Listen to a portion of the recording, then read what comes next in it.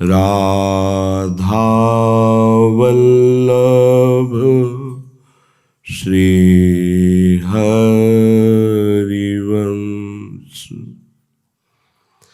वृंदावनेश्वरी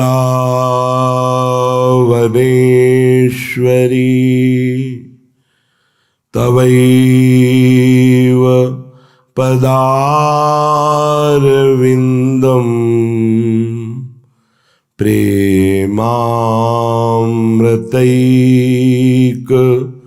मकरन्दरसौघपूर्णम् हृद्यर्पितं मधुपते स्मरतापमुग्रम्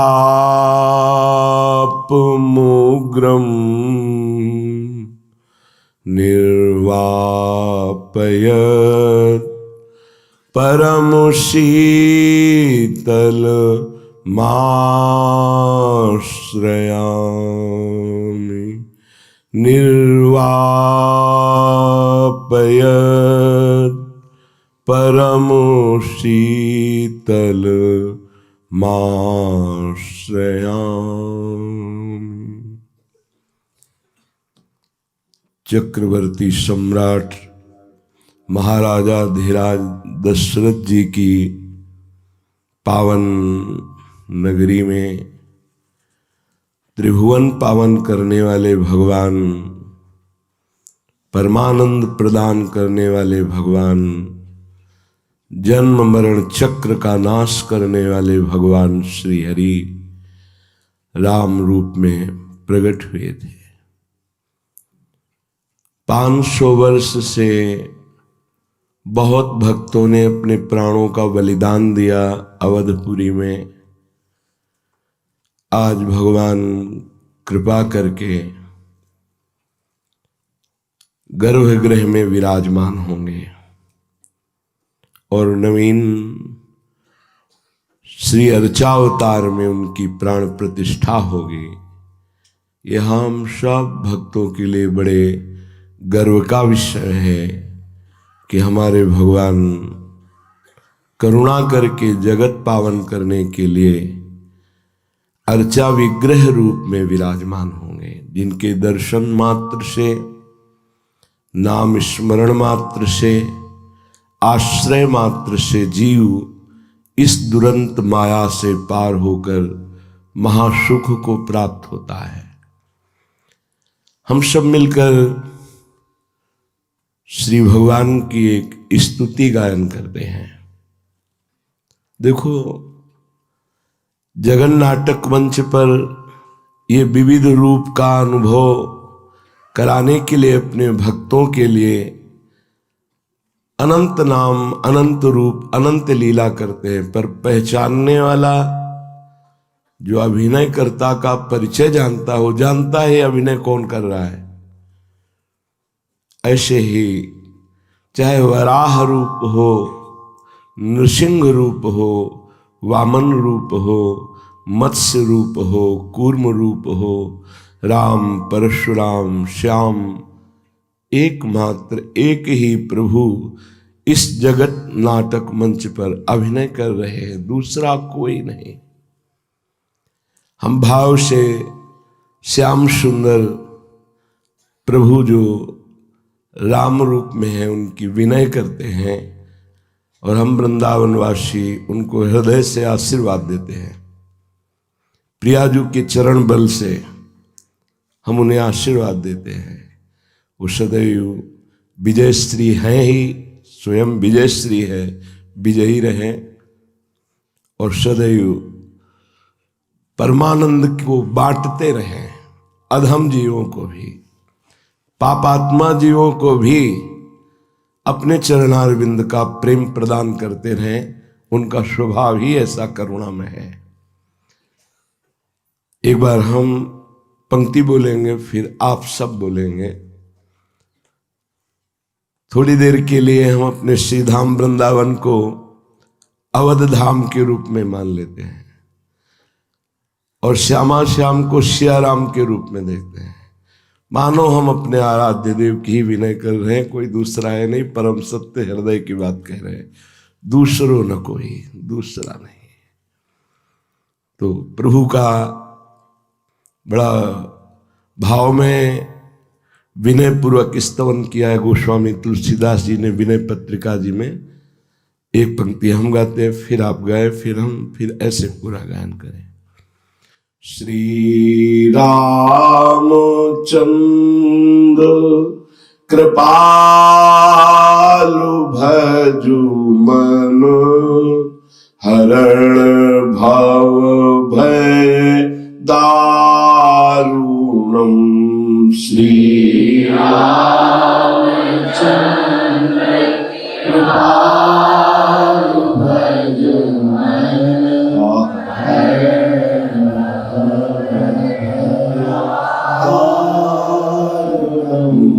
नव कंज लोचन कंज मुख कर, कंज पद कंजारुणम। नव कंज लोचन कंज मुख कर, कंज पद कंजारुणम। कंदर्प अगणित अमित छवि, नवनील नीरद सुंदरम। कंदर्प अगणित अमित छवि, नवनील नीरद सुंदरम। पट पीत मानहु तड़ित रुचि सूचि, नौमि जनक सुतावरम। पट पीत मानहु तड़ित रुचि सूचि, नौमि जनक सुतावरम। श्री रामचंद्र कृपालु भजु मन, हरण भव भय दारुणम। श्री रामचंद्र कृपालु भजु मन, हरण भव भय दारुणम। भजु दीन बंधु दिनेश दानव, दैत्य वंश निकंदनम। भजु दीन बंधु दिनेश दानव, दैत्य वंश निकंदनम। रघुनंद आनंद कंद कौशल, चंद दशरथ नंदनम। रघुनंद आनंद कंद कौशल, चंद दशरथ नंदनम।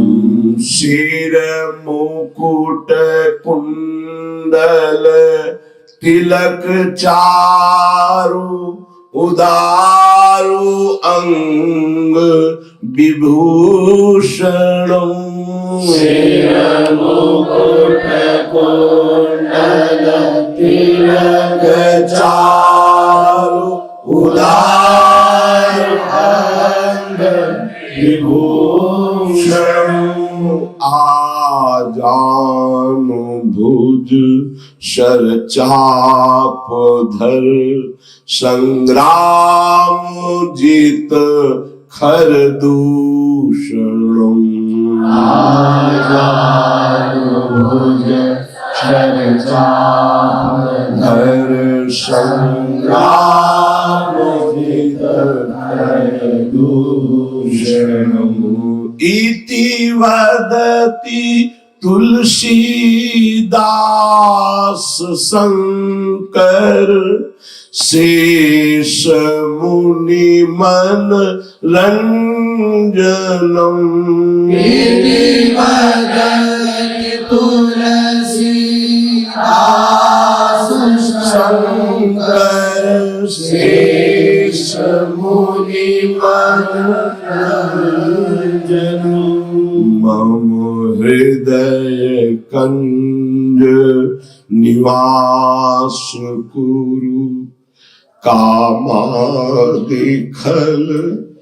दल गंजनम् मम हृदय कंज निवास कुरु कामादिखल दल गंजनम् श्री रामचंद्र कृपालु भज मनु हरण भव भय दारुणम् श्री रामचंद्र कृपालु भज मनु हरण भव भय दारुणम् नव कंज लोचन कंज मुख कर कंज पद कंजारुणम् नव कंज लोचन कंज मुख कर कंज पद कंजारुणम् श्री रामचंद्र कृपालु भज मनु हरण भव भय दारुणम् श्री रामचंद्र कृपालु भज मनु हरण भव भय दारुणम्। हे मन परम कृपालु भगवान श्री रामचंद्र जी का भजन कर, क्योंकि ये ही एक करुणामय ऐसे हैं जो शरणागतों के अवगुण नहीं देखते। जो इनकी शरण में आ गया वो जन्म मरण जो दारुण महादुख है इस भय से वो दूर कर देते हैं। इनका व्रत है जो नर होए चराचर द्रोही आवे सभय शरण तक मोही। अगर कोई चराचर का द्रोह करने वाला भी है और भयभीत होकर मेरी शरण में आ जाए, भगवान कहते हैं रखियो ताहि प्राण की नहीं।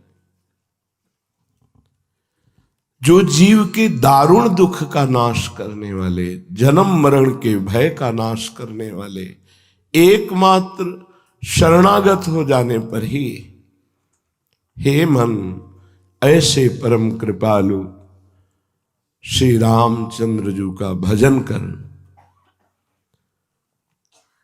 कैसे खिली हुई इनके नेत्र हैं, अरविंदाक्ष, नव पंख लोचन, मानो नवीन कमल अभी खिला हो, ऐसे प्रभु के नेत्र हैं, विशाल नेत्र। जैसे लालजू के नेत्र वैसे रामजू के नेत्र हैं। आयत दृग अरुण लोल, विशाल अरुणिमा लिए हुए मन का हरण करने वाले हैं। प्रभु के नेत्र मन का हरण करने वाले हैं। गोस्वामी जी के नवकंज लोचन, नवीन कमल के समान। एक बार इन नेत्रों का स्मरण हो जाए, एक बार ये नेत्र नेत्रों से मिल जाए तो जन्म मरण चक्र का स्वाभाविक नाश हो जाता है, क्योंकि नेत्रों से करुणा ही बरसती रहती है। करुणा कृपा कटाक्ष अपने शरणागतों पर इन नेत्रों से बरसती रहती है। और मुखकंज का तो क्या कहना, ऐसे कपोल, उन पर घुंघराली अलकें, कुंडलों की कांति कपोल पर पड़ रही है। समीप पे ही विशाल नेत्र, नील कमल की सी कांति कपोलों पे झलक रही है। एक बार जो रूप देखे फिर उसे और कुछ देखने की इच्छा ही नहीं होती। ये ऐसे रूपवान है। हमारे लालजू के नेत्र चपल हैं, चंचल हैं। वही जब राम रूप में तो बहुत ही गंभीर और लज्जायुक्त नेत्र रहते हैं। सहसा किसी की तरफ चितवन नहीं करते, सलज्ज और गंभीर मुद्रा में रहते हैं। ऐसे नव विकसित कमल के समान नेत्र वाले बहुत ही सुंदर श्रीमुख कमल जिनका, और दोनों कर कमल जिनके अभय दान देने के लिए हैं, और युगल चरणारविंद चरण कमल ये भक्तों के निवास स्थान है। ये इतने गुप्त हैं कि महादेव जी अपने हृदय में सदैव रखते हैं। नेत्र कमल 2, मुख कमल 1, और कर कमल 2, और चरण कमल। भक्तों का मन रूपी भ्रमर इन्हीं कमलों पर वास करता है। कभी नेत्र कमल, कभी मुख कमल, कभी कर कमल, कभी चरण कमल, इन्हीं कमलों पर विहार करता है भक्तों का मन रूपी भ्रमर। ऐसे अद्भुत सौंदर्य छटा को बिखेरने वाले मंगल भवन अमंगलहारी द्रवहुषु दशरथ अजिर बिहारी। महाराज चक्रवर्ती सम्राट दशरथ जी के महल में ये जब बाल रूप से विचरते हैं, मणियों से जटित खम्भ में ये जो अपना प्रतिबिंब देखते हैं तो नाचत निज प्रतिबिंब निहारी। अपने प्रतिबिंब को देखकर मोहित हो जाते, इतने सुंदर हैं, और नाचने लगते हैं कि हमें इतना सुंदर दोस्त मिल गया। बातें करते हैं, ऐसे करते हैं तो प्रतिबिंब में ऐसे होता है, नाच रहे हैं। सर्वज्ञ प्रभु बाल लीला दशरथ जी के महल में जब कर रहे हैं, ये देख देख कर कौशल्या मैया और चक्रवर्ती सम्राट परम सौभाग्यशाली महाराज दशरथ जी छुप करके आनंदित होकर देखते हैं कि प्रगट में आए तो कहीं लीला रुक न जाए। प्रभु बाल लीला करते हुए सुख प्रदान करते हैं। सौंदर्य के समुद्र हैं अगणित कामदेव। 1-2 करोड़, 2 करोड़ नहीं, अगणित कामदेव मूर्छित हो जाए, ऐसी श्री राम जी की श्री अंगों की सुंदरता है। नवीन सजल मेघ के समान नील वर्ण कांति, ऐसी नीलिमा जो चित्त को चुरा ले। त्रिभुवन में वो नीलिमा नहीं है। और ऊपर से बिजली की तरह चमकता हुआ पीत वर्ण का पीतांबर धारण किए हुए हैं, बिल्कुल ऐसे ही जैसे लालजू। वही सौंदर्य, वही पीतांबर, वही श्रीअंग शोभा। बस अंतर इतना है कि इन श्याम सुंदर के प्रेम समुद्र में बड़ी बड़ी तरंगे आ रही, चंचलता है, और ये गंभीर शांत प्रेम समुद्र है श्री राम जी। मानो बोलना ही नहीं जानते हैं, बहुत गंभीर मुद्रा में हर समय रहते हैं, बहुत गंभीर मुद्रा। और ये मानो गंभीरता का स्वरूप है, पर ऊपर से तरंगायमान समुद्र है और वो शांत गंभीर। बस अंतर इतना है, वो अगर खड़े भी होंगे तो सिंहवत गंभीर मुद्रा, अगर ये भी खड़े होंगे तो रसिक ललित त्रिभंगी। इनकी चितवन, इनका खड़े होना, इनका मुस्कुराना मुनियों के मन का अपहरण करने वाला है, प्रेमियों के चित्त को आह्लाद से वशीभूत करने वाला है। महाराज नवीन मेघ की जैसी कांति ऊपर से करोड़ों बिजलियों की कांति का अपहरण करने वाला पीतांबर धारण किए हुए हैं। ऐसा लग रहा है नवीन मेघ में बिजली चमक रही हो। ऐसा ही तो आप रोज सुनते हैं इनकी शोभा, वही है। ये ऐसे सौंदर्य रूप में श्री जानकी जी को चित्त को चुराते हुए, सियाजू के चित्त को चुराते हुए, उनके परम प्रीतम श्री राम जी को मैं नमस्कार करता हूं। गोस्वामी जी कह रहे हैं, मन ये बड़े दीन बंधु है, सच्ची बहुत करुणामय है प्रभु, अपने बहुत करुणामय है। इनकी करुणा को जो जान गया, इसी बात को भगवान शंकर कह रहे हैं, उमा राम स्वभाव जही जाना, ताहि भजन तज भावनाना। बहुत करुणामय है, बहुत प्यार करने वाले हैं। अब ये स्वभाव कोई जान जाए तो इनके भजन के बिना रह नहीं सकता। जो जान गए वे इनकी ठसक में भर करके संपूर्ण प्राणों को, जीवन को न्यौछावर कर दिया।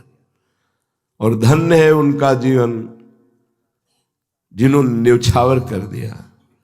न्यौछावर कौन करता है? अहंकारी नहीं, दैन्य। यहां कह रहे हैं कि जो दीन बंधु दिनेश, जो दैन्य हो गया, उनके सुहृद हो गए, बंधु हो गए, मित्र हो गए, साथ खेलते हैं। प्रभु को दैन्यता बहुत प्रिय है। जे दीन प्यारे वेद पुकारे, द्रवहु सुश्री भगवाना। ये दैन्यता तभी आती है जब चारों तरफ से हार जाता है, अभिमान नष्ट हो जाता है, तब वास्तविक शरणागति होती है। अत्यंत दैन्य तो अत्यंत प्रभु का लाडलाओ, हर समय प्रभु खेलते हैं। देखो, कभी ऐसा मत समझो कि भक्तों को कलयुग है, भगवान कहाँ मिलते हैं, अरे वो ध्यान में कभी ऐसा कुछ नहीं। जैसे आप को हम देख सकते हैं, ऐसे भक्त प्रभु को देखते हैं, प्रभु उनसे बात करते हैं, प्रभु खेलते हैं। बोले कहाँ भगवान और कहाँ मैं? नहीं, जहां मैं वहीं भगवान, जहां भगवान वहीं मैं। तुम देख नहीं पा रहे हो। क्यों? क्योंकि जो प्रकृति को देखता है और प्रकृति को भोगता है, वो परमात्मा को देखने की योग्यता खो देता है।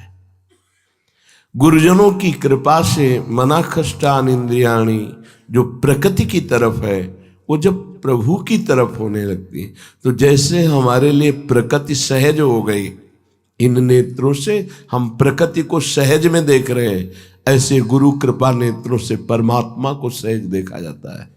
सच्ची मानी।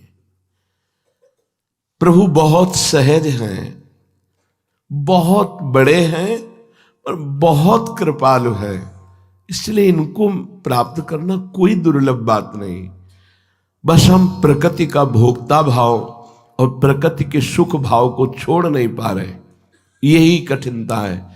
और ये सब सहज में भगवत प्रेमी महात्माओं की कृपा से हो जाता है। अरे मन, ये बड़े दीन बंधु हैं, दीन बंधु, ये गरीब निवाज हैं। अगर कोई हृदय से देखे तो अपने जैसा गरीब कौन है? क्या है आपके पास? बोले रुपया है, मैं गरीब क्यों हूं? नहीं नहीं, ये तो नकली चीज है। असली चीज क्या है आपके पास?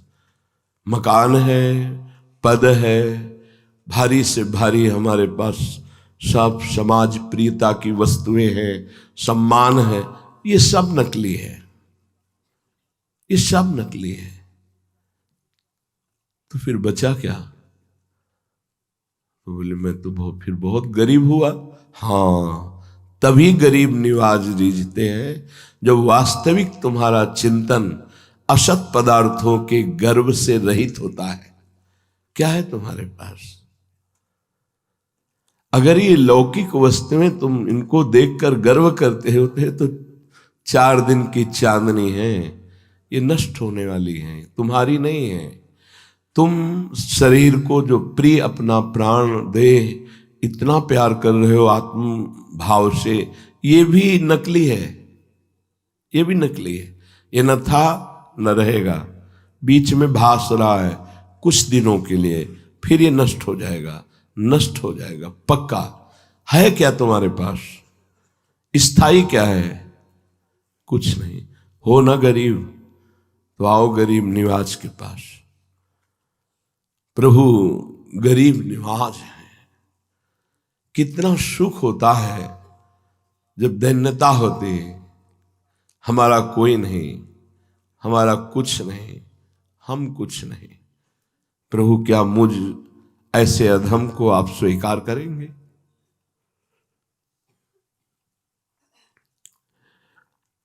जो विवेक से गरीबी का भाव अंदर आता है ना, वो बहुत जोर का होता है, उससे बड़ा अमीर कोई नहीं होता है।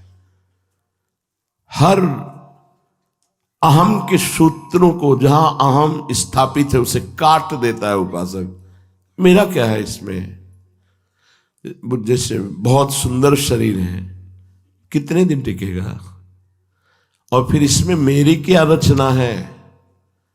अगर इस शरीर दिया तो प्रभु ने दिया ना, प्रभु ने रचा है ना, इसमें मेरा क्या है? जिधर देखता है विवेकवान, वहां कुछ अपना नहीं दिखाई देता, एकमात्र प्रभु अपने, तो दीन हो जाता है। ये अहंकार दीन नहीं होने देता। वास्तविक विचार करके देखो, तुम्हारा अहंकार किस काम का है? तुम क्या कर सकते हो? एक बार सांस नहीं खींच सकते, उसी की सामर्थ्य से आप प्राणवायु को खींचते हैं और छोड़ते हैं। जिस दिन वो अपनी सामर्थ्य खींच लेगा तो ये शरीर एक बार भी श्वास नहीं खींच पाएगा, ऐसे नहीं कर पाएगा। उसी के बल से बलवान हो, उसी की बुद्धि से तुम्हारी बुद्धि काम कर रही है, उसी की चेतना से तुम में चेतना है, उसी के तुम अंश हो। ये उसी की रचना है प्रकृति, वो ईश्वर है, इसकी रचना करने वाला है। सब विचार करके देखो तो कुछ नहीं अपने पास। फिर क्या? आ जाओ महाधनी प्रभु की शरण में, तो दीनता आ जाती है। मैं बहुत अच्छा साधक हूं तो पहले साधना कर लेता। अगर मैं साधक हूं तो पहले साधना कर लेता, अब क्यों? बोले अब गुरु कृपा हुई। तो अहंकार क्यों? विचार, हर जगह हमें विचार पूर्वक। तो बोले मन भज दीन बंधु, भजन कर दीन बंधु का, यही दरबार दीन को आदर रीत सदा चल। जिसका हृदय दैन्य हो गया है, क्या है मेरे पास? कुछ नहीं, न साधन, न विषय, न व्यक्ति, न वस्तु, नाथ आपके सिवा कुछ नहीं। भगवान बहुत प्यार करने लगते हैं। अगर प्यार में कुछ बाधा है तो हमारा कुछ माना हुआ है, इसलिए हृदय से देख लो। जिस दिन परिवार वालों को ये पता चला कि हमारे काम का नहीं, उस दिन असलियत में सबके प्यार की पोल खुल गई। क्यों भाई? अगर प्रभु हमको दर्पण न दिखाते तो राग हमारा बना रहता, हम सबका। देखो सबका। वही बेटी है जिसको प्राणों से प्यार किया जाता है, स्वार्थ नहीं तो कभी दोबारा देखने नहीं आए। वही बेटा है। मान लो हमारी बात, यहां केवल स्वार्थ का संबंध और मोह की मान्यता। प्रेम तो सिर्फ हरि करते हैं, प्रभु करते हैं। पर प्रेम का उधर से जो हमारे अंदर प्रवाह आ रहा है, हम इसलिए अनुभव नहीं कर पा रहे कि हमारी चित्तवृत्ति बहिर्मुख होकर शरीरों पर, व्यक्ति, वस्तु, स्थान पर, अगर आप इसे वापस करें तो अभी देखें प्रेम अंतर से आ रहा है और वो प्रेमदाता हमारे प्रभु हैं। निहाल हो जाओ। अभी कोई खास बात नहीं है भगवान से मिलना, वो हमारे हैं, हमारे प्रीतम हैं। खास बात संसार के राग का त्याग करना है। देखो हमारी बात को अंदर से समझना तो दोष दर्शन नहीं होगा। प्रभु हैं पर आनंद का अनुभव हो रहा है भला? नहीं हो रहा ना? तो हम एक शब्दों में कह सकते हैं कि प्रभु में आनंद नहीं है, प्रभु की आसक्ति चिंतन में आनंद है। वो तो है यहां, देखो ना। सबके हृदय अछत अविकारी, पर सकल जीव जग दीन दुखारी। भाव से समझोगे तो समझ जाओगे। आत्मा आनंदमय है ना, लेकिन आत्मा में अगर आनंद है तो हमें आनंद मिलना चाहिए ना था। सूर्य में प्रकाश है तो प्रकाश हो रहा है, आप भाव करो ना करो, देखो ना देखो, वो तो प्रकाश हो रहा है ना। खास बात जो पकड़ी हमें उस बात पर ध्यान दो। आत्मा भी और परमात्मा भी दोनों सुख राशि आनंद समुद्र यहीं विराजमान है, पर अपने को हो रहा है क्या आनंद? नहीं। जब वो है तो फिर आनंद क्यों नहीं हो रहा? सर्दी है तो सबको लग रही है ना, गर्मी तो सबको लगेगी ना। तो आनंद समुद्र है तो आनंद होना चाहिए ना। तो बोले प्रभु में आनंद, तेरा स्वरूप भी आनंद में, लेकिन आनंद का अनुभव होता है आसक्ति में, चिंतन में। तुम्हारा चिंतन और आसक्ति शरीर संसार में, इसलिए आनंद नहीं है ही आनंद समुद्र। और जहां संसार शरीर का चिंतन छूटा और प्रभु का चिंतन हुआ, अब आनंद। तो खास बात प्रभु आनंदमय हुए या चिंतन आनंदमय हुआ? पकड़ो, हमारी बात को पकड़ो। ये कल शाम का चिंतन है, प्रभु देते रहते हैं। जैसे नवीन नवीन रसोई बना के माँ देती है, ऐसे हमारे प्रभु नवीन नवीन चिंतन देते रहते। एक नया चिंतन कल का, शाम का। ऐसा चिंतन पीछे नहीं हुआ, प्रभु ने दिया कि मैं आनंदमय हूं, आत्मा आनंदमय है। लेकिन जिनका बाह्य चिंतन विषय चिंतन है, देह चिंतन है, क्या वो आनंद का अनुभव करते हैं? तो नहीं। तो मैं तो हूं ना आनंदमय। हाँ, तो फिर मैं आनंदमय हूं तो उनको आनंदित होना चाहिए। नहीं हो रहे, क्यों? क्योंकि चिंतन में आनंद है, आसक्ति में आनंद है, आसक्ति प्रेम में। दुर्योधन भी भगवान को देख रहा है तो आनंद में है ना, तो आनंद आना चाहिए उसको ना। आया क्या? नहीं ना। और विदुरानी जी, विदुर जी, भीष्म पितामह जी, इनको परमानंद आ गया, बेसुध हो गए आनंद में। क्यों? क्योंकि इनका चिंतन है। इनकी आसक्ति, ये प्रेम है प्रभु से।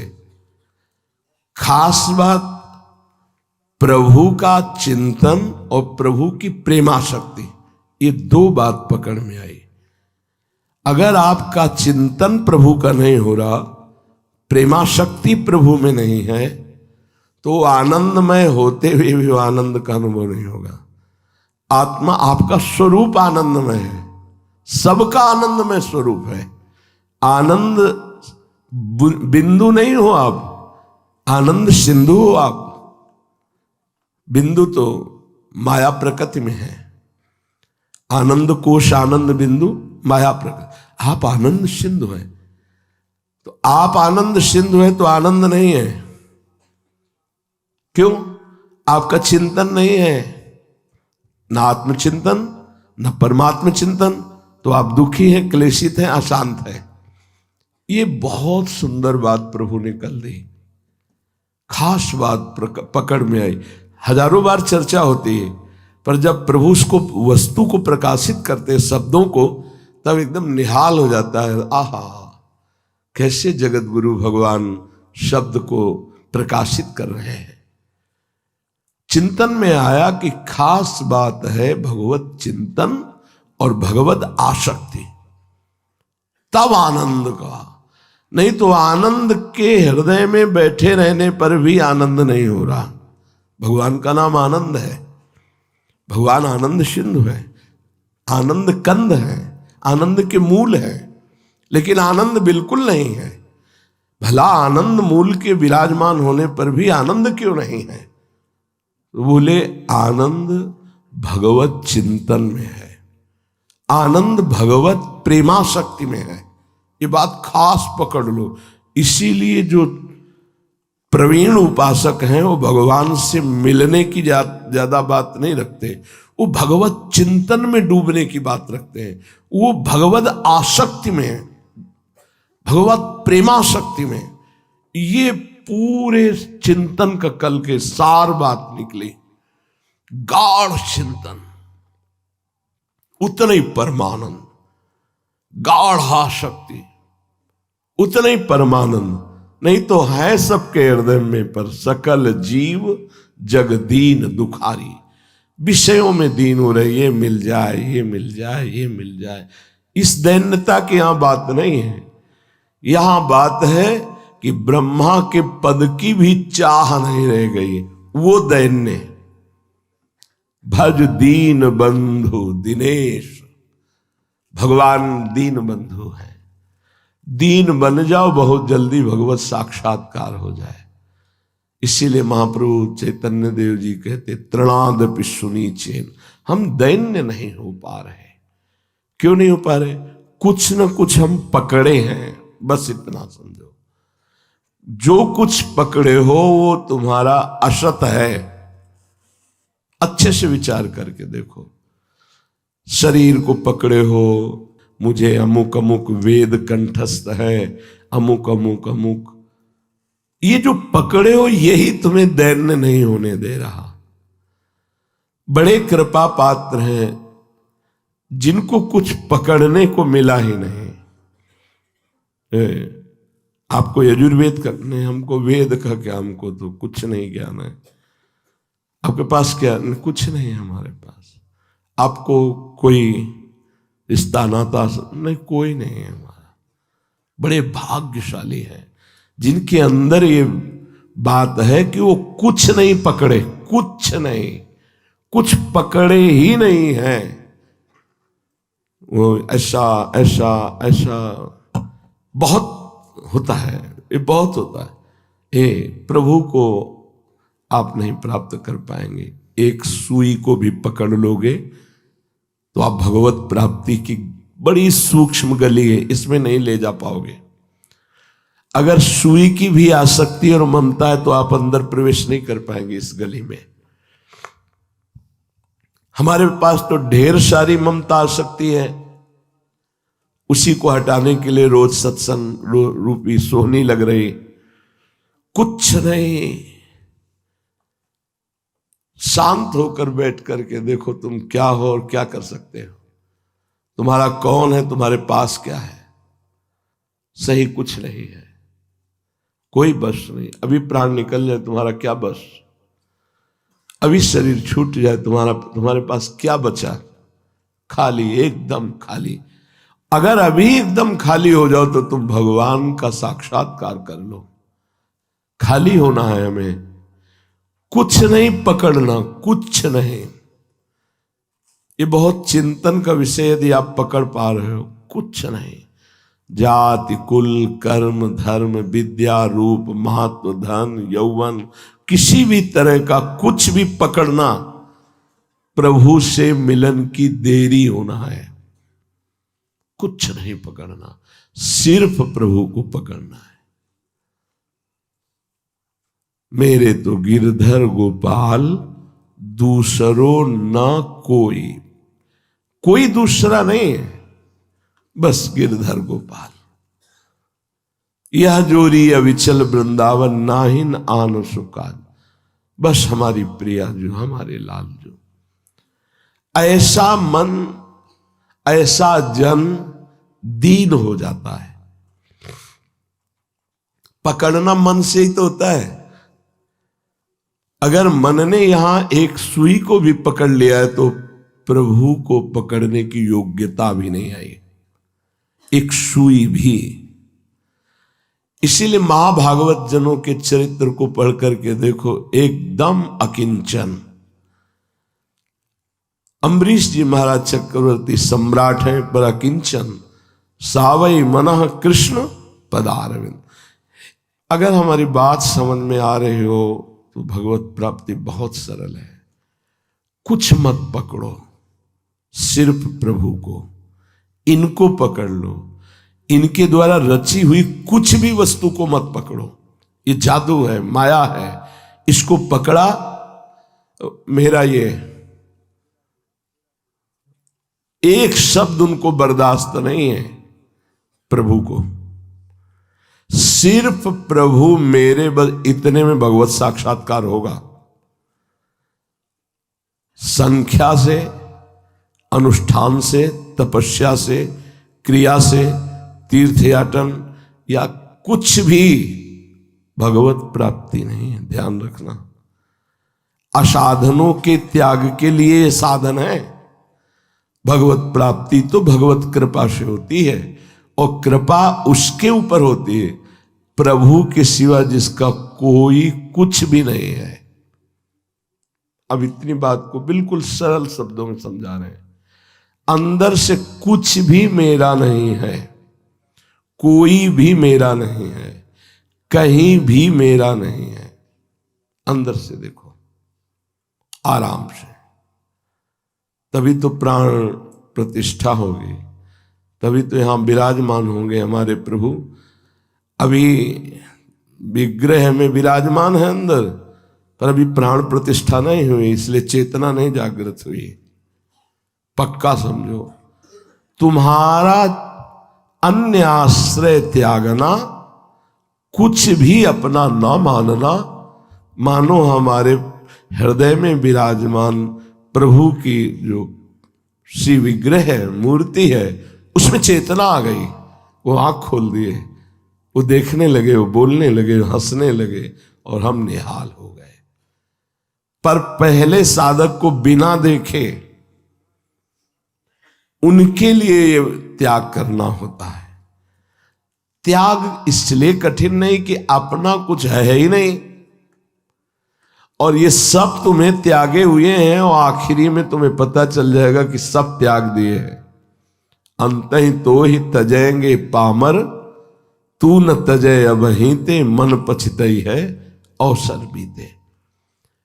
तभी दीनता आती। जैसे दीनता का यहां प्रसंग चला कि भज दीन बंधु दिनेश दानो दैत्य वंश निकंदनम। जहां जहां भी भगवत प्रेम, भगवत प्राप्ति की बात आई तो दैन्य आया है। ये दैन्य, कुछ भी पकड़ लोगे तो दैन्य नहीं रहेगा। कुछ भी, प्रभु के सिवा कुछ भी, कोई योग्यता, कोई पद, इसे ज्ञान शब्द में उपाधि कहते हैं।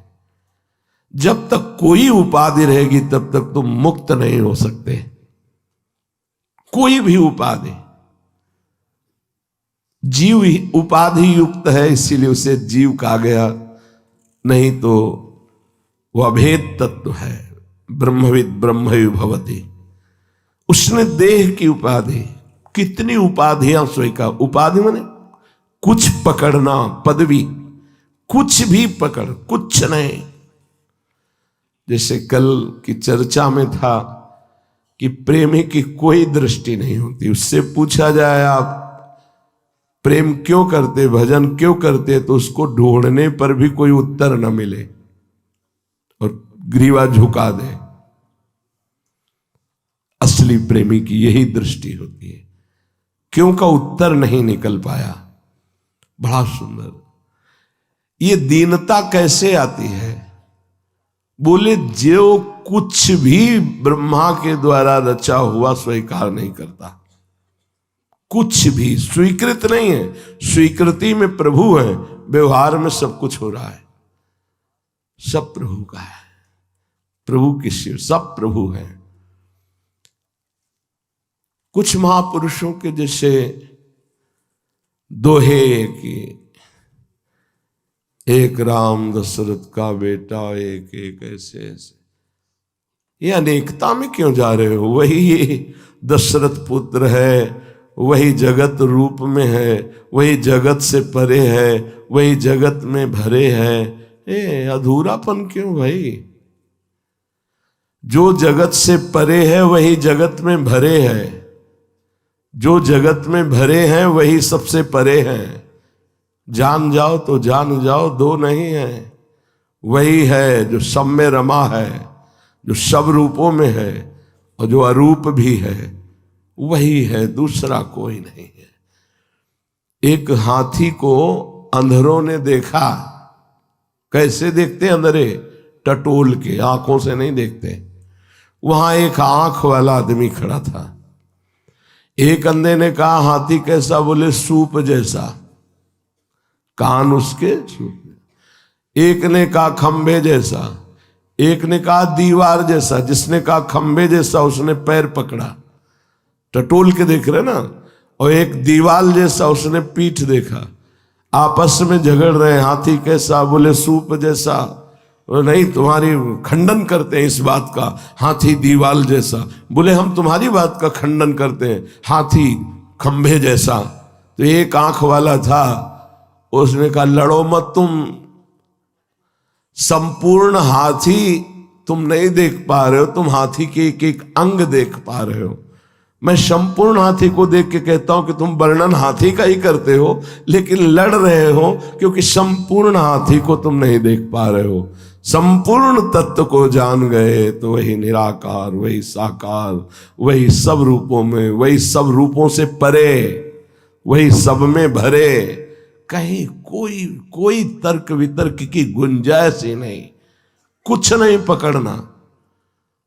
नाम ज्ञानी है, नाम भगत है, नाम योगी है, नाम कुछ क्या है? हम हैं इसका भी विस्मरण कर दो, बस प्रभु ही प्रभु ही। अभी दैन्यता का यहां ऐसा उफान उठेगा, रोते रहोगे, प्रेम में रोते रहोगे। बस यही दरबार दीन को आदर। प्रभु सिंहासन से खड़े होकर दौड़कर उसे गले लगाते हैं। किसको? जिसके पास कुछ नहीं है, अंदर से कुछ नहीं स्वीकृति है। जैसे सुदामा जी के पास अगर है कुछ तो श्री कृष्ण है, कुछ नहीं है आगे। भगवान दौड़ करके आए और गले लगे। कुछ नहीं जिसके, तुम्हें छाड़ी गति दूसरी नाही, बसहु राम तिनके मन माही। आपके सिवा दूसरा कोई आश्रय ही नहीं, वस्तु ही नहीं, स्थान ही नहीं। ये सच्ची मानिए, बिल्कुल यथावत ऐसा ही है। जब ये सब अपवित्र अंतःकरण पवित्र हो जाता है नाम जब से, भगवदाश्रय से, ऐसे खुली नेत्रों से एक एक सब रहस्य खुल जाता है। ये रहस्य रघुनाथ कर बेग न जाने कोय, जो जाने रघुपति कृपा तो सपने मोह न होए। कोई नहीं। जब ये सब बातें तर्क वितर्क की लड़ाई झगड़े की उत्पन्न होती हैं तो अंधरों ने जैसे हाथी का वर्णन किया था उसमें होती है। नेत्र वाला जब वर्णन करेगा तो वो एक ही होगा कि ये संपूर्ण बातें एक की हैं, वही एक अनेक है, वही अनेक एक है, एक और अनेक दोनों से वो परे है, वही सत है, वही असत है, वो सत असत दोनों से परे है, वही सत असत में भरे है। कैसे पहचानो? गुरु कृपा हो जाए तो अभी साफ संशय निवृत्त हो जाए। तो ऐ मन भज दीन बंधु, बस जब तक दीनता नहीं आती तब तक प्रभु बंधु नहीं होते। नहीं, वो बंधु की जगह हम उन्हें बंदी कह सकते हैं। जहां दैन्यता आई तो हृदय में बंदी बन जाते हैं, यहीं खेलते हैं। हृदय रूपी निकुंज में सदैव वो खेलते रहते हैं। उपासक चलता फिरता वृंदावन होता है, उपासक चलता फिरता वृंदावन होता है। उसके हृदय रूपी कुंज निकुंजों में प्रिया प्रीतम विहार करते रहते हैं। तभी भगवत रसिक जी कहते हैं, हमारे उर वृंदावन, और इस प्रकट वृंदावन से हमारे उर में वृंदावन का प्रादुर्भाव हुआ। अब वो हम जहां भी हैं वो हमारे हृदय में खेलते रहते हैं। जैसे नारायण स्वामी जी कहते हैं, नारायण या गौर श्याम को हृदय निकुंज बसाइए। हृदय में क्यों नहीं आ रहे? कुछ है। ये बहुत गाढ़ चिंतन की बात आपको कह रहे हैं। जिसके हृदय में प्रभु के सिवा कुछ नहीं है, उसका हृदय प्रभु का निज महल हो जाता है। ये देखो देखो, जाहि न चाही कमौ कछु, तो तुम सन सहज सने, तो बसो निरंतर तास उर। निरंतर प्रभु उसके हृदय में। वाल्मीकि जी कह रहे कैसे? बोले जैसे अपने घर में रह जाता है, दूसरे घर में गए, थोड़ी देर रुके चले आए, लेकिन जब कोई हमारा नहीं, कुछ हमें नहीं चाहिए, तो हमारे हृदय में प्रभु ऐसे बसते हैं अपने घर की तरह, अपने घर में निरंतर रहा जाता है। सो राउर निज गेह, वो हृदय आपका निज घर है। यार जाना तो है ही है, यहां से सब छूटना तो है ही है, और ये सब प्रभु के द्वारा तुम्हें दिया गया है। तो ईमानदारी से अभी छोड़ दो ना, अंदर से अपना मत मानो, सब प्रभु का मान के बर्ताव करो। अभी देखो दैन्यता आ जाएगी। दैन्यता आई कि भजन स्वाभाविक होता है। स्वाभाविक भजन कैसे होता है? जैसे हम कभी देह का नाम जप नहीं करते, देह का चिंतन नहीं करते, तो कभी हम देह को भूलते भी नहीं है। जैसे सो के उठने के बाद हमको चेक नहीं करना पड़ता कि मैं स्त्री हूं कि पुरुष हूं, मैं कौन हूं, ऐसा कुछ नहीं, तत्काल स्मृति में बैठा हुआ।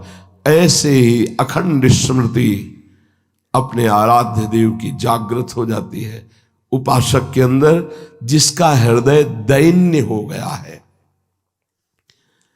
जो दीनों के बंधु हैं, दीन बंधु हैं, और जो दिनेश हैं, दिन के ईश भगवान सूर्य, जब उपासक दैन्य होकर भगवान का आश्रय लेता है तो हमारे हृदय रूपी भुवन में भुवन भास्कर का उदय होता है। यहां कौन से भास्कर? ज्ञान भास्कर। कौन है वो? स्वयं भगवान। उसके हृदय में भगवान ज्ञान रूपी सूर्य के रूप में उदय हो जाते हैं।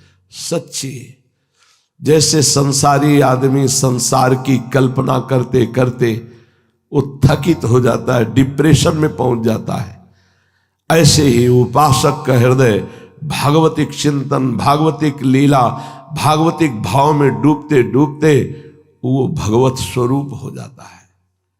उसका चिन्मय देह प्रकाशित हो जाता है। कुछ करना नहीं होता, सच्चे ये प्रारंभ में होता है। कुछ करना नहीं होता, बैठे बैठे अपने आप कैसे बताएं, वाणी की सामर्थ्य नहीं बताने की, क्योंकि करे तो बता सकता है, जब हो रहा है तो केवल देख सकता है, बता नहीं सकता। देखने वाली दृष्टि भी दूसरी होती है, और ये वाणी तो बहुत ही स्थूल है, ये क्या बता पाएगी। जो भक्तों के हृदय में ज्ञान सूर्य के रूप में प्रकाशित हो जाते हैं, और लोक में तो भुवन भास्कर के रूप में प्रकाशित ही है, वो और कोई नहीं, श्री भगवान है। जो दैत्य और दानवों का नाश करते हैं, जो शरणागत हो जाते हैं, उनके हृदय की आसुरी प्रवृत्ति का भगवान नाश कर देते हैं। सबके हृदय में देवता और राक्षस दोनों हैं। बहुत ध्यान से सुनो ना, हमारे मन का एक हिस्सा देवता है और एक हिस्सा राक्षस है। जैसे आप कोई गलत कार्य करते हैं तो आपको मन ही आदेश करता है, मन ही सलाह करता है, मन ही पूरा विधान बनाता है, लेकिन फिर वही मन दुखी होता है, क्लेशित होता है, ग्लानि से भर जाता है। तो उसके दो स्वरूप हैं, एक है दैवी और एक है आसुरी। आसुरी स्वभाव, आसुरी बुद्धि, आसुरी मन, ये हमें दुर्गति कराने वाला, पापाचरण कराने वाला, भगवान से विमुख कराने वाला, अधर्म आचरण कराने वाला है। जो भगवान की शरण में होते हैं तो भगवान ऐसी दानवी वृत्ति, ऐसी राक्षसी वृत्ति का नाश कर देते हैं। राक्षसी वृत्ति सुख लेना, दूसरों के शरीर से, धन से, वस्तु से, स्थान से, पद से, व्यवहार से सुख भोगने की इच्छा रखना, इसे राक्षसी वृत्ति कहते हैं। इसको स्वयं प्रभु नष्ट कर देते हैं जब कोई शरण में हो। ये दानवों का संहार करने वाले हैं, असुरों का नाश करने वाले हैं, उसका भाव समझो। प्रगट में भगवान जब अवतार लेते हैं तब तो दानवों का संहार करते हैं, और जब हृदय में ज्ञान रूप से भगवान प्रकाशित होते हैं तो दानवी वृत्ति, आसुरी वृत्ति का नाश करते हैं। हे प्रभु, आप आनंद कंद है। कंद माने होता मूल, आनंद के मूल है। हे रघुनंदन, आप आनंद के मूल है। कौशल देश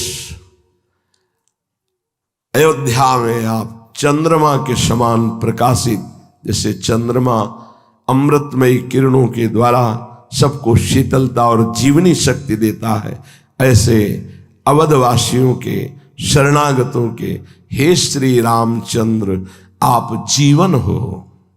आहा, कितना सौभाग्य, अहोभाग्य।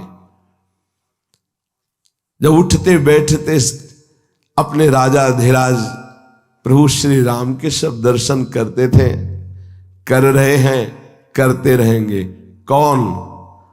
जो अवधवासी हैं, जिसका वध नहीं किया जाता उसमें जो वास करता है उसका नाम है अवध।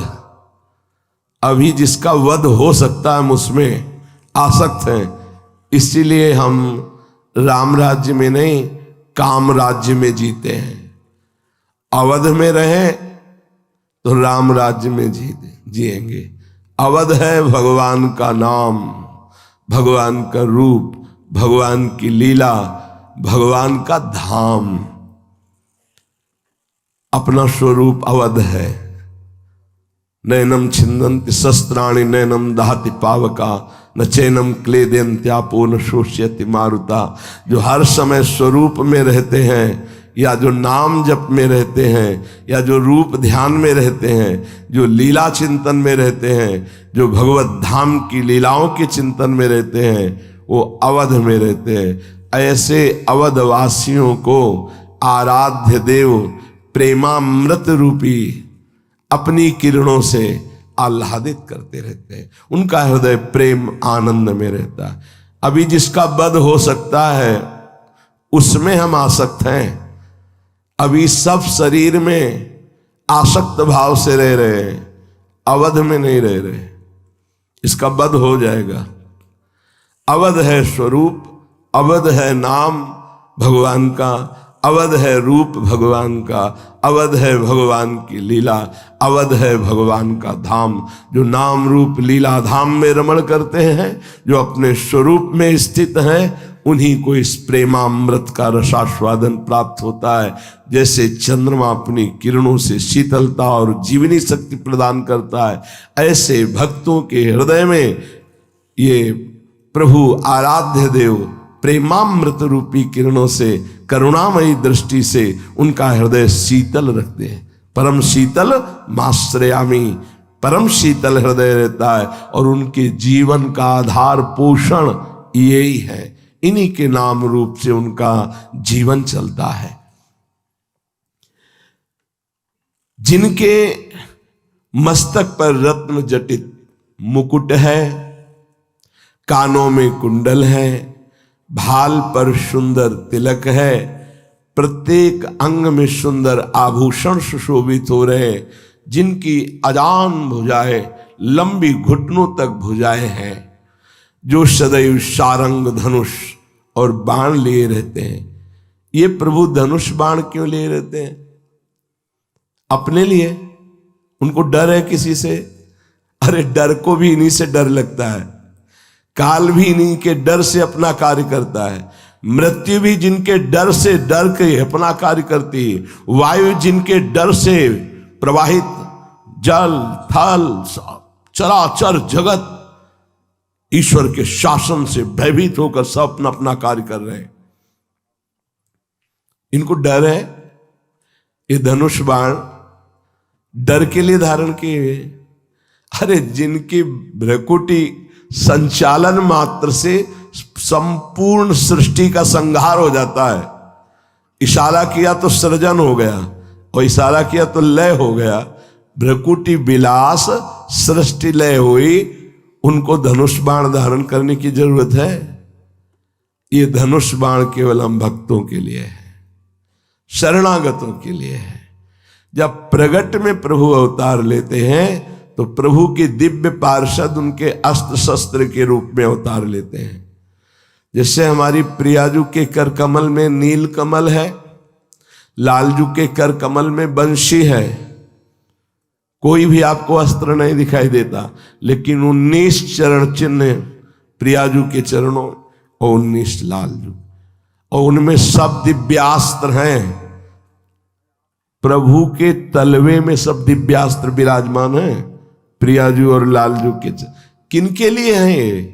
जो इन चरणों का आश्रय लिए हुए, अंकुश, ध्वजा, चक्र, वज्र, ये सब प्रभु के चरणों में विराजमान है।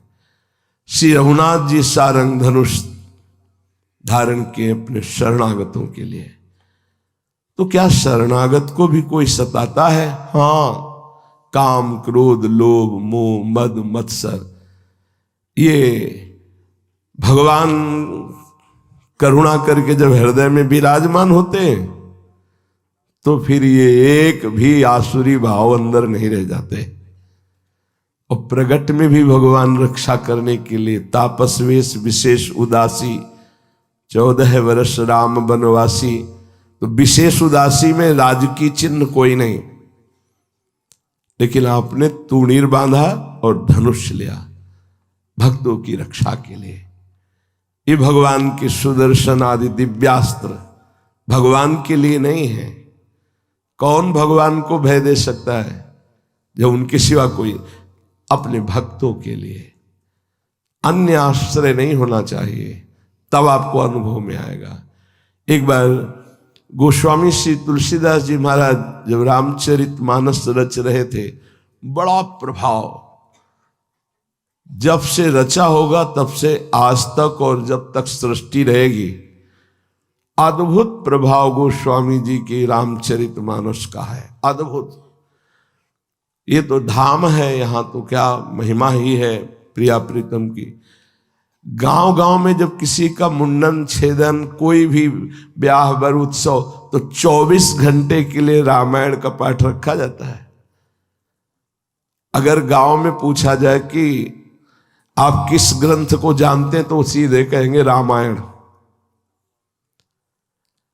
कोई भी उत्सव होना है तो रामायण का अनुष्ठान, मतलब ये एक गांव की नहीं कह रहे, लगभग सब सरल भाषा में भगवान की ऐसी अद्भुत महिमा की रचना की कि काशी में हाहाकार मच गया कि अगर ये ग्रंथ अंतर ध्यान नहीं किया गया तो संस्कृत आदि से रचे हुए सब बड़े बड़े विद्वानों को जो कंठस्थ शास्त्रीय श्लोक, गोस्वामी जी सरल भाषा में हर श्लोक वेद शास्त्र पुराण सब का सार उस लिखा हुआ है।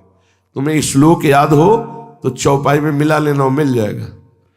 जैसे भगवान कह रहे गीता में, त्रिविधम नरकस्येदम द्वारम नाशन्मात्मनः कामः क्रोधः तथा लोभः तस्मादेत्रयम् त्यजेत। गोस्वामी जी लिख रहे हैं, काम क्रोध मद लोभ सब नाथ नरक के पंथ। बिल्कुल वही टीका कर रहे हैं। अब ये हुआ कि गोस्वामी जी की रामायण को गंगा जी में फेंक दिया जाए, हस्तलिखित जो लिख रहे थे। तो पैसे देकर आसुरी प्रवृत्ति वाले 4 लोगों को तय किया गया कि रात्रि में गोस्वामी जी जब सो रहे हो तो समीप ही विराजमान थी हस्तलिखित, उसको 80 घाट नीचे ही गंगा जी में रहे जहां तुलसीदास जी महाराज रहते थे। अपने तो वही बड़ी कृपा रही है, वही पीपल के नीचे बैठे, वही तुलसी घाट है, बस बगल में कच्चा 80 घाट है, 80 घाट तुलसी घाट। महाराज की पादुका तुलसीदास जी की, उनकी नौका जिस नौके में बैठ करके ये गंगा पार जाकर शौच होते थे, वो सब विराजमान है। जिस समय हम वहां थे रोज दर्शन होते थे, वहीं रहते हैं, घाटों में ही रहना था। वो रात्रि के 12 बजे आए। एक ऐसी यज्ञशाला जैसी गोस्वामी जी की वास स्थली थी जिसमें 4 दरवाजे थे चारों तरफ से। प्रथम दरवाजे पे चोर गए तो देखा सारंग धनुष धारण किए हुए गौर श्याम जोरी राम लखन। वो चुपके से दूसरे दरवाजे में गए, देखा गौर श्याम जोड़ी। चारों दरवाजों पे देखो, भाग गए। पर एक अद्भुत आनंद चोरों को देखो, संत के अहित के लिए जा रहे तो भगवत साक्षात्कार हो गया। अगर गोस्वामी जी से प्यार करते तो प्रेम हो जाता भगवान से। एक अद्भुत आनंद उनको हुआ। उन्होंने कहा कि उनके परिचय के हैं, उनकी सेवा में रहते हैं, तो एक बार देखने को मिलेगा। गए, गोस्वामी जी को साष्टांग दंडवत किया और कहा जो रात्रि में आप पहरेदार रखते हैं एक बार हमें दिखा दीजिए, हम देखना चाहते हैं। तो कहा रे भैया, मुझ गरीब का कौन पहरेदार हो सकता है, यहाँ कोई पहरेदार नहीं है। बोले रात्रि में हम आए थे, क्षमा कीजिए, हम चोर हैं, पैसे से चोरी करते हैं। हमको पैसा दिया गया था आपकी रामायण चुरा कर गंगा जी में प्रवाहित करने। तो जब हम आए तो देखा 2 राजकुमार धनुष बाण लिए खड़े इधर। उधर गए तो उधर भी देखा, चारों तरफ देखा। बोले कैसे थे? बोले एक श्याम रंग का था, एक गौर वर्ण। गोस्वामी जी के अशुभ प्रभाव हो रहा है कि मैं तो शयन कर रहा हूं, मेरे स्वामी जग कर रक्षा कर रहे हैं। इस सारंग धनुआ प्रभु अपने भक्त को बहुत प्यार करते हैं। ये धनुष केवल भक्तों की रक्षा के लिए धारण करते हैं। जो धनुष बाण लिए हुए हैं, जिन्होंने संग्राम में खरदूषण को भी परम पद प्रदान किया, अर्थात जो नीच आचरण वाले, मांसाहारी, पापाचारी, दुराचारी, वो भी यदि हमारे प्रभु की शरण में आ जाए तो प्रभु उन्हें परम पद प्रदान कर देते हैं। किसी को मारकर, किसी को प्यार कर। मारने से जो मिलता है परम पद, बड़े बड़े मुनि साधना करके उसे प्राप्त करना चाहते हैं। पर एक बात होती, परम पद तो मिल जाता है पर प्रेम रस का स्वाद नहीं मिलता है। इसीलिए खास बात परम पद की प्रेमी जनों ने नहीं चाही। प्रेमी जनों ने प्रेम चाहा है प्रभु से। इनको प्यार करते हुए तड़पने में जो सुख है वो परम पद में एकांत कहीं बैठ करके इनकी याद करके आह भर के रोने में जो सुख पाया गया वो किसी भी सिद्धि में नहीं पाया गया, किसी भी सुख में नहीं पाया गया। सच्चे मानिए, कोई तुम्हें देख ना रहा हो और ऐसी एकांत स्थली पे बैठकर और इनकी याद में तड़पते हुए जो समय व्यतीत हो रहा है वो सुख कहीं नहीं है, कहीं नहीं है, कहीं नहीं है। इसीलिए हरिराम व्यास जी ने कहा कि परम पद किसे कहते हैं, हम तुम्हें बताएं। बोले प्रेमी जनों के बीच में बैठना ही परम पद है। शायद गोस्वामी जी इसी बात को प्रकट करें। तात स्वर्ग अपवर्ग सुख धरी तुलाए कंग, तूल न ताय सकल मिल जो सुख लव सत्संग। ऐसे प्रेमी महाभागवतों के आंसुओं में वो दम होती है कि हमारे नेत्रों की माया पर्दा की जो वृत्ति हट जाती है, हमारा हृदय तड़पने लगता है प्रभु के लिए। सोचो, अनंत जन्मों से विषय भोगी है मन प्रभु के लिए तड़पने लगा। बोले इसीलिए कोई भी स्वर्ग सुख मोक्ष सुख आदि भी प्रेमी जनों के संग के समान नहीं रखा गया। अहो भाग्य जब एकांत में बैठ करके प्रभु के लिए तड़पते हुए रोना, मतलब वो हृदय की एक पीड़ा रही नहीं जा रही, ना वो कह सकता है ना किस कोई समझ सकता है। अब वो केवल जिनके लिए तड़प रहा है वही समझ रहे हैं या तो उसका हृदय समझ रहा है। आसपास कोई हो ना, इसलिए कि फिर वो भाव नहीं आ पाएगा। अगर एक भी व्यक्ति दिखाई दिया तो भाव संवरण हो जाता है, क्योंकि जहां होता कोई है तो चिंतन में आया ना कोई है, अब वो संवरण हो जाएगा। और जहां ये दिखाई देता यहां कोई नहीं है, फिर जो एकदम तार लगा, एकदम तन्मयता बनी, फिर चिल्ला चिल्ला के रोने का जो मन हुआ, हा प्रभु हा प्रिया। जो हमें लगता है कि इस सुख से बढ़कर कोई सुख नहीं। अपने प्यारे के लिए विकल होकर तन्मय होकर के रोना, ये सबसे बड़ा सुख है। ये हमको बहुत जल्दी प्राप्त हो जाए यदि हम कुछ पकड़े ना, ये बहुत जल्दी मिल जाए। और ये सबसे बड़ा सुख, कई जगह हमने पढ़ा है इस बात को, कई जगह पढ़ा है कि इससे बड़ा कोई सुख नहीं है एकांत में बैठकर रोना। और ये उसी का आता है जिसका कोई नहीं होता, जिसको कुछ नहीं, अपनापन किसी से भी नहीं है ही भी, क्या क्या है अपने पास।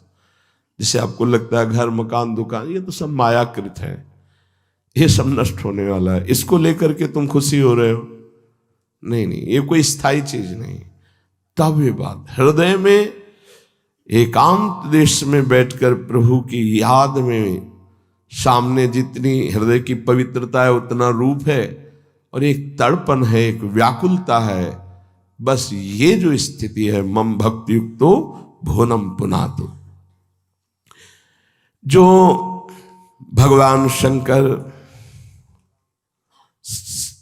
गोस्वामी जी कह रहे हैं, इति वदति तुलसीदास शंकर शेष मुनिमन रंजनम। जो भगवान शंकर के मन का रंजन करने वाले, भगवान अनंत शेष जी के मन का, देखो शेष जी तो लखनलाल के रूप में है, इसीलिए फिर कृष्णावतार में पीछे अवतार नहीं लिया, पहले अवतार लिया कि तुम मानते हो नहीं, हम जब सेवा करना चाहते तो हमें डांट देते हो, और आपकी कहीं कोई अवहेलना करी हमें बर्दाश्त नहीं। बहुत प्यार करते हैं शेष भगवान, बहुत प्यार करते हैं प्रभु श्री हरि को। देखो कितना सुंदर प्यार करते हैं, अपने देह की शैया बनाए हुए हैं और फण का छत्र बनाए हुए हैं और प्रभु को शयन कराए हैं।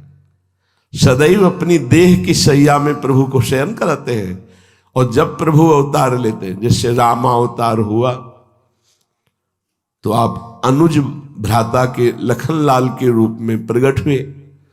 तो कई जगह ऐसे हुआ कि लखनलाल जैसे कसमसा के रह गए, पर प्रभु बड़े भ्राता हैं तो आदेश हो तभी, जैसे जनक जी ने कह दिया रोते हुए कि यदि मैं ऐसा जानता कि इस भूतल पर कोई अजगों का खंडन करने वाला वीर ही नहीं है तो मैं ऐसा प्रण नहीं करता।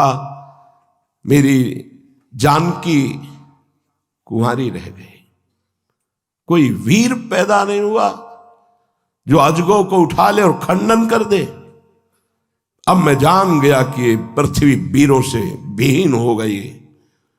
आदेश नहीं लिया, कूद पड़े और कहा, ए जनक, अपनी वाणी को रोक करके, जहां रघुवंश मणि, कितना प्यार है, जहां रघुवंश मणि प्रभु विराजमान हुआ, ऐसी वाणी नहीं बोली जाती। तुम ज्ञान शिरोमणि हो, कैसी तुमने बहुत हल्की बात बोल दी। तुम एक अजगौ की बात करते हो। रघुनाथ जी का आदेश हो जाए तो पूरे ब्रह्मांड को कच्चे घड़े की तरह ऐसे तोड़ दूं। ये पुराना धनुष, उन्होंने जो कहा कि बरसाती छत्ता, वो प्रकट होता है ना, ऐसे करो टूट जाए, बरसाती छत्ते की तरह से अभी तोड़ दूं अजगौ को। मेरे स्वामी बैठे, तुमने कह दिया कि वीर विहीन भूमि हो गई। अरे इसे योजनों लेके दौड़ पड़ू अब इस अजगौ को। जब वो ऐसा कह रहे थे तो दिग्गज चिकाड़ने लगे, पृथ्वी कांपने लगी, क्योंकि भगवान शेष जी है। अभी कच्चे घड़े की तरह ब्रह्मांड को मसल दूं। मेरे स्वामी बैठे, तुमने ऐसी राम जी का, तो चुप होना पड़ा। कई बार ऐसा आता था, तभी कहा कि अब कभी अवतार लोगे ना, हम छोटे भाई नहीं बनेंगे। तो दाऊ दादा के रूप में आए।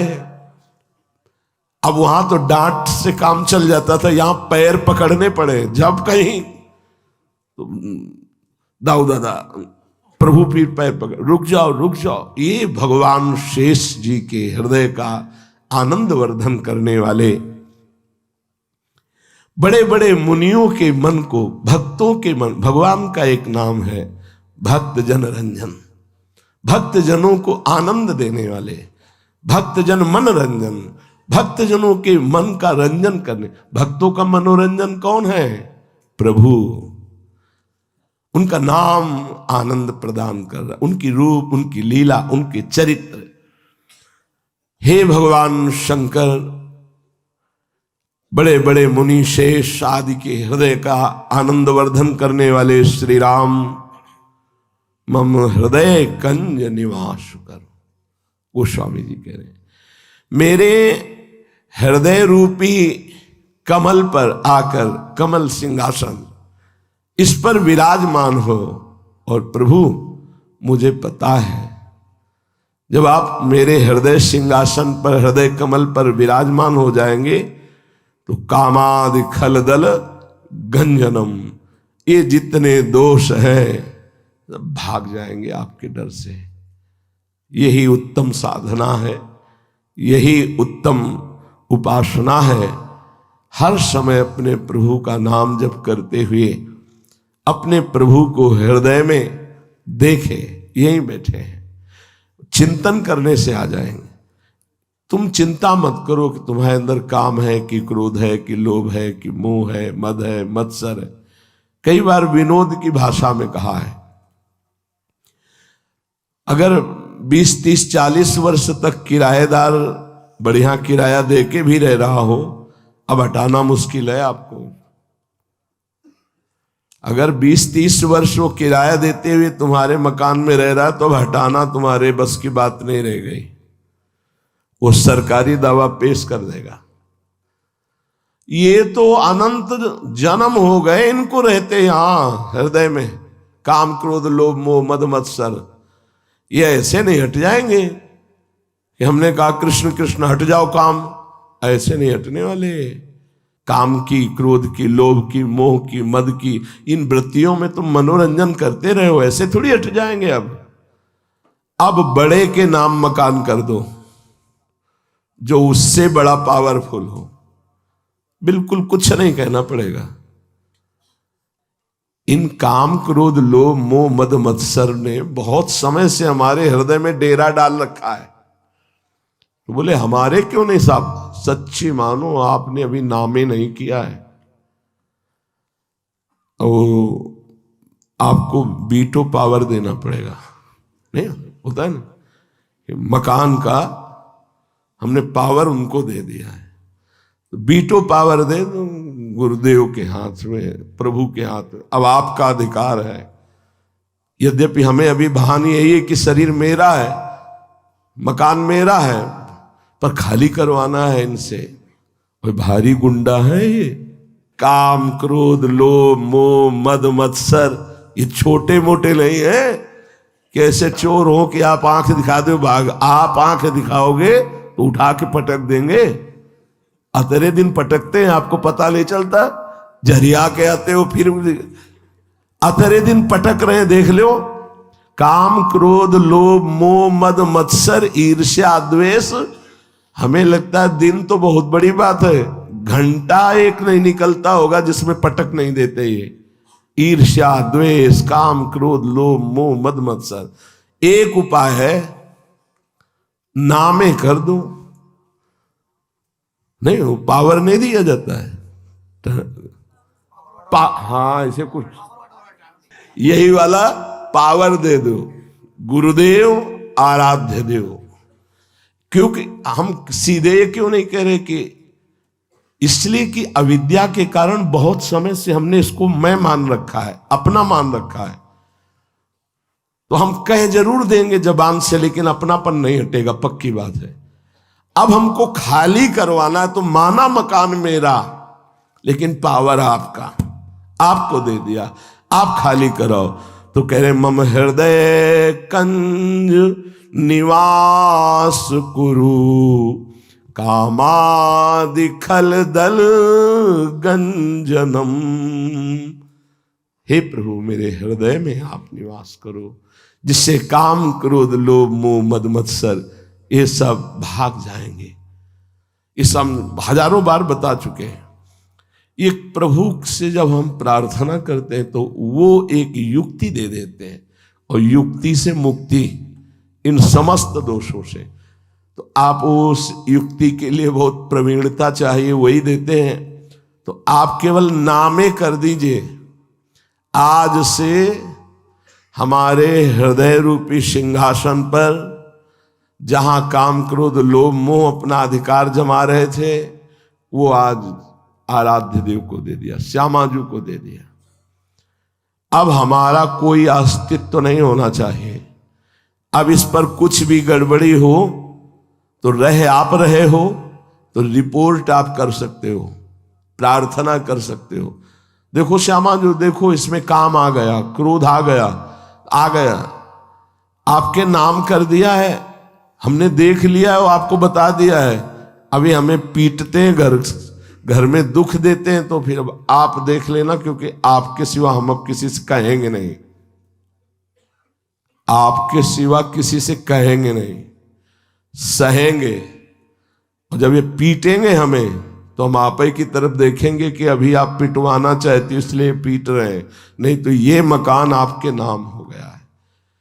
और आपको सच्ची कहते हैं, अगर भगवद आश्रित हो गए हो तो तुम बिल्कुल चिंता मत करो। इन दुष्टों की दुष्टता का हिसाब वो करेंगे, हमारे समर्पण का हिसाब हमको मिलेगा। बात बिल्कुल ये समझ लीजिएगा। अगर ये बात नहीं समझेंगे तो काम, क्रोध, लोभ, मोह, मद, मत्सर का हिसाब बहुत कठिन होता है। हे प्रभु, वृंदावन में बैठ करके अब अपने हृदय रूपी सिंहासन पर आपका आवाहन करते हैं, यहां आपकी प्राण प्रतिष्ठा करते हैं। आज से इस हृदय पर मेरा कोई अधिकार नहीं। अब जो कुछ इसमें सद्गुण उत्पन्न होंगे वो आपके विराजने से। अगर इसमें कोई दुर्गुण होते हैं तो आप हिसाब देखेंगे। आज से हमारी कोई जिम्मेवारी नहीं है, ये मकान आपके नाम किया, पक्का समझ लेना। आपको वही प्राप्त होगा जो एक बहुत बड़े ऋषि मुनि को प्राप्त होता है।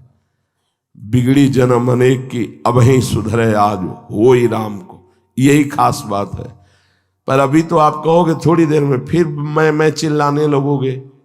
अगर तुम्हारे अंदर कोई भी सद्गुण आया, तुमने स्वीकार किया मेरा सद्गुण, तो फिर वो जो पीछे जितने दुर्गुण हैं वो सब तुम पे लागू हो जाएंगे। ध्यान रखना है, तुम्हारे हृदय पर प्रभु का अधिकार है, प्रभु के नाम कर दिया। अब सद्गुण और दुर्गुण हमसे मतलब नहीं महाराज। जैसे मकान नाम कर देना तो इसका जाला भी उसी के नाम हो जाएगा, यहाँ रहने वाली छिपकली भी उसी के नाम हो जाएगी, मकड़ी भी उसी के नाम हो जाएगी, क्योंकि अधिकार उसका हो गया।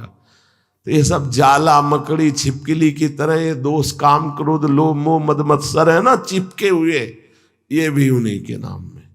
अब वो देखे कि जाला हटाना है कि मकड़ी हटाना है, और उनको हटाने में देर नहीं लगती, बहुत करुणामय है। तो निष्फिकिर हो जाओ, निश्चिंत हो जाओ, बेपरवाह हो जाओ। अगर ये बात तुम कर लो कि हमारे जीवन का पूरा हिसाब किताब प्रियाजू के चरणों में समर्पित, अब हम अपनी जिम्मेवारी नहीं, क्योंकि हमने वृंदावन में बैठकर अपने जीवन को प्रभु को दे दिया। अब वो परीक्षा होगी दुर्गुण की नहीं, क्या आपका स्वभाव है महाराज। ऐसा तो भगत जो है ढूंढने पे नहीं मिलेगा। वो आपको गुदगुदी हो रही अंदर, हाँ भगत, तो वो तैयार हो रहे हैं आपके दुश्मन, परास्त कर देंगे। जब आपकी कोई बड़ाई करे तो आपकी आंखों में आंसू आ जाए। आप क्या जानते हो, हम जैसे नीच अधम को अगर कुछ भी, तो मेरी प्रियाजू ने स्वीकार किया, बस ये बात है। अगर ये बात है तो वो बात ही नहीं तुम्हारे सामने आएगी। ध्यान रखना, उस बात का अधिकार अब नहीं कि आपको परास्त कर सके, परास्त होते हुए भी आपको दुर्गति में पहुंचा सके, ऐसा नहीं, क्योंकि अपना जीवन आपने प्रियाजू को दे दिया।